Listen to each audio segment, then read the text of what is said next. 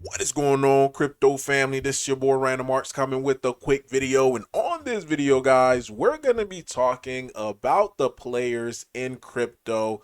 I know a lot of newbie is going to start flooding into crypto in these next couple of weeks to next couple of months. So I felt like I need to make this video so that way you guys could understand the players and their roles in this crypto game. So that way you guys are not coming into this thing blindly. And by the way, happy new year. It is 2025. Huge opportunity that is going to be presenting ourselves in these next few months. So make sure you guys strap into your seat, get ready for this ride. So before I even dive into this video, do me a huge favor, hit the like button, hit that subscribe button, and I definitely love to hear you guys' thoughts and opinion about crypto. So the first players that I want you guys to understand or have an idea of who they are KOLs. KOLs and influencers. Influencers could be people who have like a big amount of following on X or on YouTube. Um, or KOLs could be someone that people value their opinion the most. So whatever they say, they could essentially move the markets. And again, they have good ones and they also have bad ones. So we're going to be focusing in on the bad ones today, and to understand where even influencers or the type of because nothing is really new under the sun, guys, because it just repackaged in a different way, but it's still the same concept. So I'm just going to give you guys a quick history of influencers slash KOLs and how it was pertaining to the stock market and now how it is currently right now. And again, it is focusing in on the bad ones. So I'm not sure if you guys ever heard of this, but boiler rooms. Boiler rooms back in the early 2000s used to be a crazy time in the stock market, especially in penny stock land, where OTCs and pink sheets stocks, they used to go crazy. But the thing is, they were heavily manipulated and people lost life savings. People lost their retirement due to some of these scams that some of these promoters were doing. And essentially, an influencer or a KOL, the bad kinds, they're essentially a promoter. So here's the definition, according to Google, as far as what boiler rooms in the stock market say. Boiler room stocks are risky investments sold through illegal operation that use high pressure selling tactic to target investors. These operations often sell penny stocks, which are stocks priced at least less than $5 per share. The goal of the boiler room scheme is to lure investors into buying these stocks, which can then be hyped by increased value. Once the stock price peaks, insiders and promoters sell their shares and make a profit, leaving investors with worthless shares. And essentially, this is what we're currently seeing right now in the crypto market. One thing about project, and this is why I say, like, I tend to try to avoid projects that have, like, the project owners, they get free tokens. Anytime you're getting free token, you could have this happen to you where the owner of the project decide, you know what, I want to see the price of this crypto go up. Let me hire a promoter. Let me hire an influencer to make a YouTube video, to make an X post, but I'm going to give them some of the tokens that I already own. And when they do that, they're essentially giving, free supply. And once free supply comes into the market, especially with the liquidity pool, it becomes imbalanced, and then you start to see a dump. So again, this is the same thing that happened in the stock market. And the thing is, like, a lot of promoters don't know, or a lot of influencers don't know, is whenever you receive free tokens from these projects, then you got to disclose it, especially if you're telling your audience. And you got to tell them not only the amount that you got, as well as the how much is currently worth at the time of you making the video. Because if you do not disclose this, guess what's going to end up happening? The SEC is going to charge you. Right now, there's no regulations when it comes to crypto, quote unquote. But I'm telling you, this thing is coming, and this is why you don't see me promoting or getting paid to promote projects because I've seen this happen firsthand, like in the stock market. So why would I put myself into a situation like this? And this is why I only talk about tokens that I actually invest in and that I actually believe in. If I don't talk about it, then I probably don't believe in it, you know? And that's that's the truth of the matter. But SEC charged three stock, and this happened this year, as you know, three stock, three penny stock promoters behind pump and dump scheme, and this is the stuff that they didn't, you know, that they highlighted.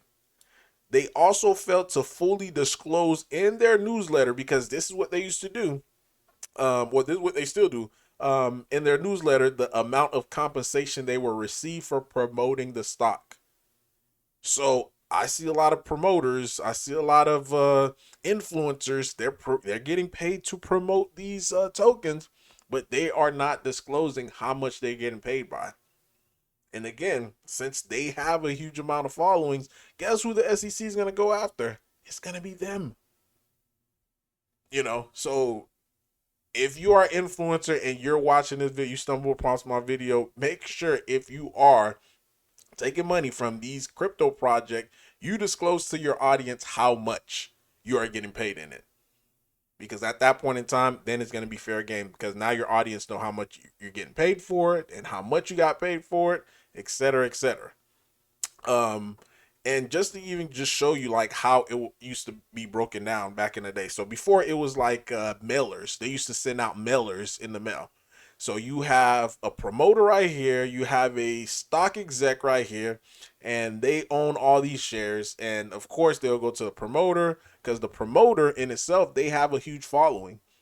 You know, they have hundreds of thousands of people that looking to buy stocks. So they'll go to them like, hey, I'll give you 100,000 shares for you to send out your newsletters to your what you call them. And that's what they'll do. They'll send it.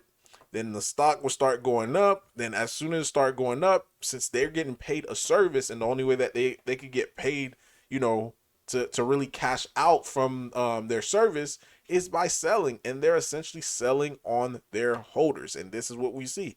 Boom, boom, boom. And they make money. They make money. Few in this category right here make money, but the majority, they are losing money. And this is how it currently is right now.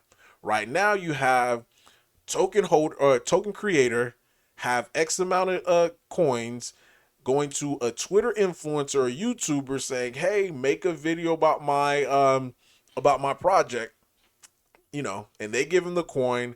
They make the video, send it out to their following, and as the price goes up, they start cashing out, because they're providing a service, and they're done. See, I'm not against as far as like you getting paid to promote or for you to talk about a project. But what I am against is when you get paid, you do have to disclose the amount, or you do have to disclose that, okay, this is actually a paid promotion. And the line, because now your motivation as far as for that project, and this is why you typically don't see project last that long, and this is why I avoid tokens that influencers that I know get, that take payment on the regular.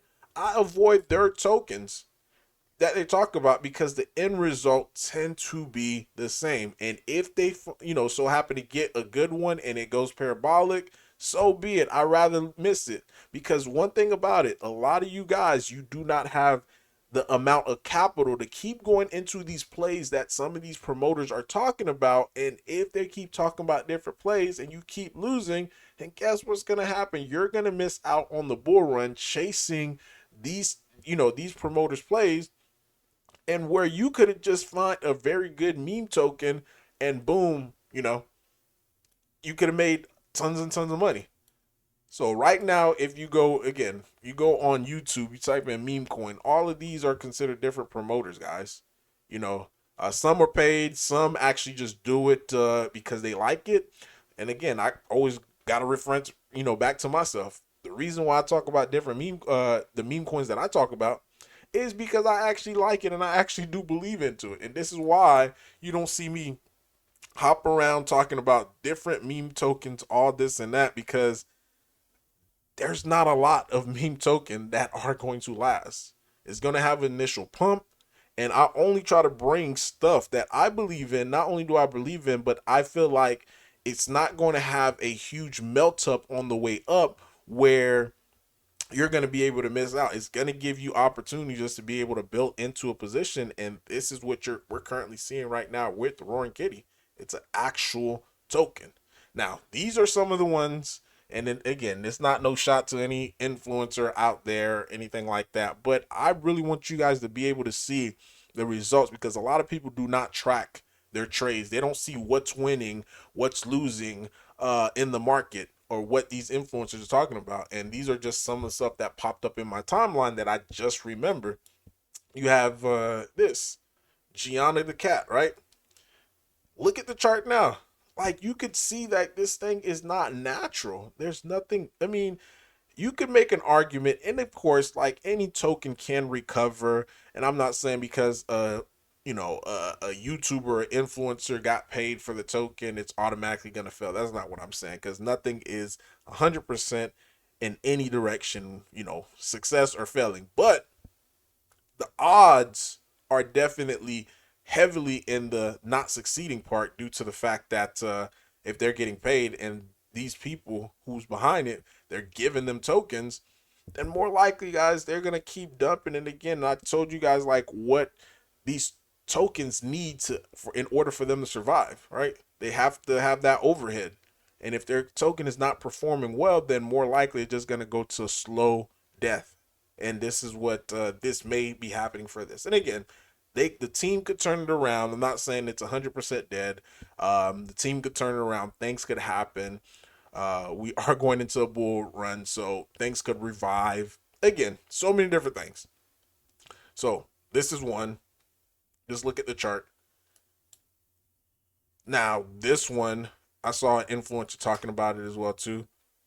Look, current market cap is 580,000. At the time, all-time highs. And I saw somebody, and again, this is why, like, I like looking at who buys and who sells Roaring Kitty, because I go into their wallet and I just try to see like what's their pattern. Are they a rotator? And I saw somebody, they sold Roar, right, to be able to buy this right here. They took their profits to buy this token right here, and they were buying the top, guys. And to put even more salt to their wound is they're buying the top, and they're still buying the top. I mean, they're still dip buying this. And this influencer's not even talking about this token anymore. So the likelihood of this bouncing back, I mean, again, who knows? It may very well bounce back. I don't know. I don't have a crystal ball. But I can tell you one thing. They are down massively because they took all their profits on Roar to buy this, and now they're just trying to dig their way out of a hole by just keep buying a dip. And this is why I say, like, people tend to hold on to losers a lot longer than they tend to hold on to winners, because I think their whole time on Roar was maybe like 20-30 days or something like that. And this right here, they just adding massive amount of money to it, hoping that they could get their average down. And hope is not a strategy, guys. Hope is not a strategy in this market. And I remember when this thing was over here, they were like, oh, yep, 10 million is coming, and boom, 10 million never came. This is another one. Another influencer that I saw was like, oh, this is the best thing in the world. It's going to go straight to the moon, parabolic, baby. There was actually another one that was actually at a $20 million market cap. But again, absolutely nothing. This is another one that I've seen an influencer talk about. Again, getting paid for it. Like, if you're getting paid to talk about a token, and more likely the token is not worthwhile. Just in my opinion. Like, if I have to pay you to talk about the token, then more likely it's not going to be worthwhile. This one right here, Yawn, seen a lot of people get wrecked off of this as well too. I mean, it had a nice run, got all the way to like 25 million dollar market cap. And guess who had free token? It was a market maker. So we're gonna talk about market maker on the next video. But yeah, they gave them access to their token. Then market maker, guess what, started doing? Dumped on the community, caused this thing to, you know, to collapse. Then they end up relaunching. This is their relaunch, because after your token dumps, like, the trust for the community is no longer there, and also the people within the, you know, people within the community, again, they lose trust, right? If they lose trust, then more likely they're not gonna stick around to be able to find out where this thing is going. And that's essentially what ended it. And plus, there was an influencer that was pushing it. So hopefully you guys are aware as far as what are the players behind these and what they typically do. And again, these are I would say the bad ones, the one that get tokens and they're not disclosing how much they got, and what dollar amount they have, because again, that is something that they are supposed to disclose. And if they're not disclosing that, then it's like, okay, I don't really know how to be able to make a sound decision based upon how much token you have, because I need to know how much you could potentially dump on top of my head. And I'm not saying there's not opportunities as far as like buying into some of these tokens, but for me, I would never hold any of these tokens that these promoters talk about long term, due to the fact that they could potentially dump on my head at any given time. And that's why for me, again, I do not get paid to talk about tokens. I only did maybe one token, and that was a Shibarium token. They came to me and offered. Now, like, yeah, and I only charged them like $300. Like, again, that was because, again, I really don't try to make money off of these tokens, and that was just the one. But for these promoters, these influencers, you're seeing a new token every single week. So you got to treat these plays like a day trade. Nothing that you're holding long term. And even Nero, like Nero was another one that was heavily promoted by influencers. And let me just show that one as well. So this video is definitely getting longer than what I wanted it to be. And I always say this on every single video.